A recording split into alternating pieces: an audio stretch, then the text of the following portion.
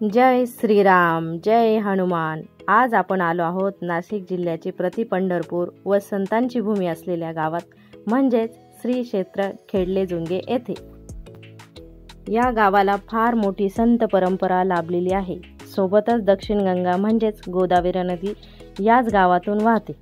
या ठिकाणी अनेक पुरातन मंदिरे असून सोबतच संत वन आहे। पण विशेष आकर्षण म्हणजे अभय वरद मुद्रेतील 111 फूट उंचीचे महाकाय मूर्ती। 2005 साली या मूर्तीची स्थापना झालेली असून परमपूज्य काशीनाथ बाबा यांच्या संकल्पनेतून ही अतिभव्य हनुमान मूर्ती साकारण्यात आलेली आहे। अत्यंत तेजस्वी आणि भव्य अशी मूर्ती सर्व भाविकांना आशीर्वाद देते। आज मी एका विवाह सोहळ्यानिमित्त खेडलेजुंगे येथे आली असताना हा व्हिडिओ शूट करत आहे। तसेच तर हे माझे मूळ माहेर, माझ्या भाचीचे आज लग्न आहे, त्यानिमित्त आलेली असताना मी हा व्हिडिओ शूट केलेला आहे। इथला परिसरही खूप सुंदर आहे। बघा, आपण आता मूर्तीची भव्यता बघूया। या ठिकाणी मूर्तीची छोटी प्रतिमूर्ती स्थापन केलेली आहे।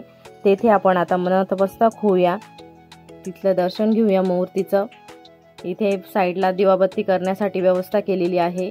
आणि आता आपण मोठ्या मूर्तीकडे जाऊया। तिची भव्यता बघा किती छान आहे। केवढी मोठी मूर्ती आहे, आपली नजर पुरणार नाही एवढी भव्य अशी मूर्ती आहे। आपण आता दर्शन घेऊया। जवळपास 2001 साली या मूर्तीचे काम सुरू झाले होते व 2004 ते 5 साली मूर्ती तयार झाली आहे। माझ्या आजोळ असल्या कारणाने या परिसरात आम्ही बालपणी खूप खेळलो बागडलो आहे। मूर्तीपासून अवघ्या 5 मिनिटाच्या अंतरावर आमचे घर आहे। मी शक्य तितकी माहिती देण्याचा प्रयत्न केला आहे। व्हिडिओ तुम्ही शेवटपर्यंत नक्की बघा। या परिसरात भव्य असा सभामंडप असून तेथे विविध धार्मिक कार्यक्रम होतात। हनुमान जयंतीला मोठ्या प्रमाणात मंत्र जाप व हनुमान चालीसा पठण केले जाते।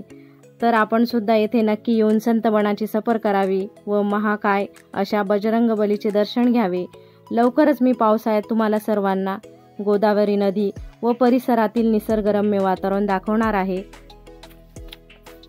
आपल्या चॅनलवर कोणी नवीन असेल तर चॅनलला सबस्क्राईब करा। अशाच माहितीपूर्ण व्हिडिओ पाहण्यासाठी बेल आयकॉन बटन नक्की दाबा, म्हणजे तुम्हाला नोटिफिकेशन मिळत राहील। तुम्हीही अशा निसर्गरम्य देवस्थानांना भेट देत राहा। तुम्हाला अजून कुठल्या ठिकाणचे व्हिडिओ बघायला आवडतील ते मला कमेंटमध्ये नक्की सांगा। तर आपल्या सफर विथ सरिता चॅनलवरती व्हिडिओ आपल्या मैत्रिणींना शेअर करत चला। Okay, bye.